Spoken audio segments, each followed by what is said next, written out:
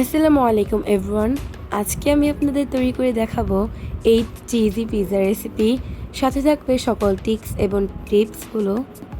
তাহলে চলুন কথা না বাড়িয়ে ভিডিওটি শুরু করা যাক। তো এখানে আমি ফার্ম মুরগির চেস্টের মাংস নিয়ে নিয়েছি। এখন মাংসগুলো ভালো করে কেটে নিতে হবে। আমি দেখিয়ে দিচ্ছি কিভাবে আপনারা এই চেস্টের মাংসগুলো কেটে নেবেন। চেষ্টা করবেন প্রত্যেকটা মাংসের টুকরা যেন সিমিলার সাইজের হয়। এখন আমি মাংসগুলো আরেকটা প্লেটে তুলে নেব। এখন আমি মাংসগুলো ভালো করে ম্যারিনেশন করে নেব। তার জন্য আমি দিয়ে দিচ্ছি হাফ চামচ আদা বাটা, হাফ চামচ রসুন বাটা এবং স্বাদ মতো লবণ। এই তিনটা জিনিসই যথেষ্ট ম্যারিনেশন করার জন্য। আর হ্যাঁ, আমি কিন্তু এখানে মোটমাট 1 কাপ পরিমাণে মাংস কুচি করে নিয়ে নিয়েছি। এখন আমি 2টা পিৎজার জন্য ডো তৈরি করে নেব। তার জন্য আমি এখানে 4 কাপ পরিমাণে ময়দা ইউজ করছি। যদি আপনারা একটি পিৎজা তৈরি করতে চান তাহলে 2 কাপ পরিমাণে নেবেন। আর অবশ্যই ময়দা ইউজ করতে হবে পারফেক্ট পিৎজার জন্য। আমি এখানে 1 টেবিল চামচ পরিমাণ ইস্ট ইউজ করছি। আর আমার ইস্ট কিন্তু অ্যাক্টিভ ইস্ট, তবে আনঅ্যাক্টিভ ইস্টের পদ্ধতিটা কিন্তু একটু অন্যরকম। এখন আমি নর্মাল ওয়াটার দিয়ে ভালো করে একটা ডো মেখে নেব। আর আমি এটা সফট করতে 1 টেবিল চামচ পরিমাণ সয়াবিন অয়েল ইউজ করছি। তেলটা দিয়ে ভালো করে একটু মাখিয়ে নিতে হবে। তারপর এটা আমি রেস্টে রেখে দিব প্রায় 3 থেকে 4 ঘন্টা। সর্বনিম্ন 2 ঘন্টা অবশ্যই রেস্টে রাখতে হবে। আর রেস্টে রাখার আগে আমি একটি র্যাপিং পেপার দিয়ে ভালো করে এটাকে র্যাপ করে নিচ্ছি, যাতে ভেতরে কোনো বাতাস না ঢুকে। তারপর আমি রেস্টে রেখে দেবো একটি গরম জায়গায়। এখন আমি ম্যারিনেশন করে রাখা মাংসগুলো প্যান ফ্রাই করে নেব। তার জন্য আমি একটি ফ্রাই প্যানে ইউজ করছি সামান্য পরিমাণে অলিভ অয়েল। অবশ্যই অলিভ অয়েল ইউজ করতে হবে ভালো টেস্টের জন্য। অন্যথা আপনারা চাইলে সয়াবিন তেল ইউজ করতে পারবেন, তবে কোনো মতেই এখানে সরিষার তেল ইউজ করা যাবে না। তারপর প্যান ফ্রাই করে নিচ্ছি মাংসগুলো। আর অল্প একটু সয়া সস দিয়ে নিচ্ছি। অবশ্যই খেয়াল রাখতে হবে সয়া সসের ব্যাপারটা, কারণ ওই যে আমরা ম্যারিনেশন করার সময় লবণ দিয়েছিলাম, তাই প্যান ফ্রাই করে আমি উঠিয়ে রাখবো। আর দেখুন, রেস্টে রাখার পর আমার ডো কিন্তু ফুলে 3 গুণ হয়ে গেছে। এখন ডোটাকে সফট করার জন্য আমি এই ডোটাকে কমপক্ষে 10 মিনিট ভালো করে মথে নেব। ডোটাকে যে যত মথবে তার ডো ততটাই সফট হবে এবং ততটাই খেতে ইয়াম্মি হবে। এখন কিন্তু প্রসেসটা খুবই সহজ। হাত দিয়ে ডলে ডলে এটাকে বড় করে নিতে হবে। বেলুন কিন্তু এখানে ইউজ করা যাবে না।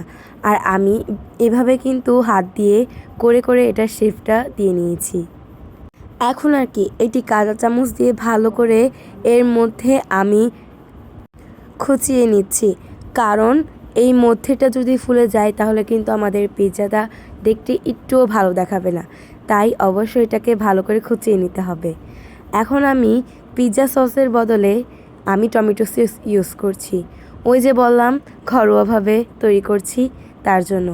আপনারা চাইলে এখানে পিৎজা সসটাও ইউজ করতে পারেন, তবে পরামর্শ দিচ্ছি রাঘু ব্র্যান্ডের পিৎজা সসটি ইউজ করতে পারেন। এখন আবারও কাঁটা চামচ দিয়ে ভালো করে খুঁচিয়ে নিতে হবে। এখন আমি যে এই মাংসগুলো প্যান ফ্রাই করে রেখেছিলাম সেটা ভালো করে সাজিয়ে দিয়ে দিচ্ছি। টপিংস আপনারা যে কোনো যেটা ইচ্ছা সেটা দিয়ে আপনারা এটা সাজিয়ে নিতে পারেন। আপনারা আপনাদের ইচ্ছা অনুযায়ী টপিংস ইউজ করতে পারবেন। আরেকটা কথা, আমি কিন্তু এখানে 2টা পিৎজার জন্য সব কিছু তৈরি করে রেখেছি। যদি আপনারা একটা পিৎজার জন্য তৈরি করে রাখেন তাহলে কিন্তু সব কিছুই হাফ অফ করে নিতে হবে। আমি একটি ক্যাপসিকামকে ঠিক এইভাবে স্লাইস করে কেটে নিচ্ছি। ওই তো বললাম, যার যেটা ইচ্ছা সেটা দিয়ে আপনারা এটা সাজিয়ে নিতে পারেন। টপিংসের জন্য আমি এখানে গ্রিন ক্যাপসিকামটা ইউজ করছি। টপিংসের জন্য আমি মজেরেলা চিজ, ব্ল্যাক অলিভ আর গ্রিন ক্যাপসিকাম ইউজ করছি। এখন আমি টপিংসগুলো এভাবে সাজিয়ে নিচ্ছি। চ্যানেলটি ভালো লাগলে অবশ্যই সাবস্ক্রাইব করে দেবেন। ভিডিওটি ভালো লাগলে অবশ্যই লাইক কমেন্ট করে রাখবেন। আজকে আমি পিৎজাটা ওভেনে বেক করব। একটা টিপস দিয়ে দিচ্ছি, পিৎজা যত হিটে যত কম সময়ে তৈরি করা যায় পিৎজাটা খেতে ততই মজা লাগে। এখন আমি সাইড দিয়ে আরেকটু ভালো করে খুঁচিয়ে নিচ্ছি। এখন আমি ওভেনে প্রিহিট করে নেব। তার জন্য আমি 230 ডিগ্রি সেলসিয়াসে ওভেনটাকে প্রিহিট করে নিচ্ছি। আর ওভেনটা আমি বেক করব 15 মিনিটের জন্য। ওভেন ভেদে এটা কম বেশি হতে পারে। এখানে আমি 10 মিনিট দিচ্ছি, আমার আরও 5 মিনিট লেগেছিল মোটমাট।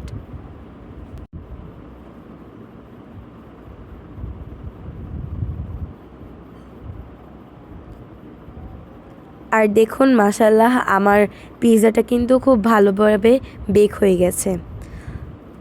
আজকে কিন্তু চেষ্টা করেছি খুব সহজভাবে টিপস এবং ট্রিপস দিয়ে ব্যাপারটা বোঝানোর জন্য। আশা করি সবাই বুঝতে পেরেছেন। আর অবশ্যই চ্যানেলটি সাবস্ক্রাইব করে রাখবেন। ভালো লাগলে ভিডিওটি অবশ্যই লাইক কমেন্ট করবেন। আর আজকের মতো এখানেই বিদায় নিচ্ছি। আল্লাহ হাফিজ।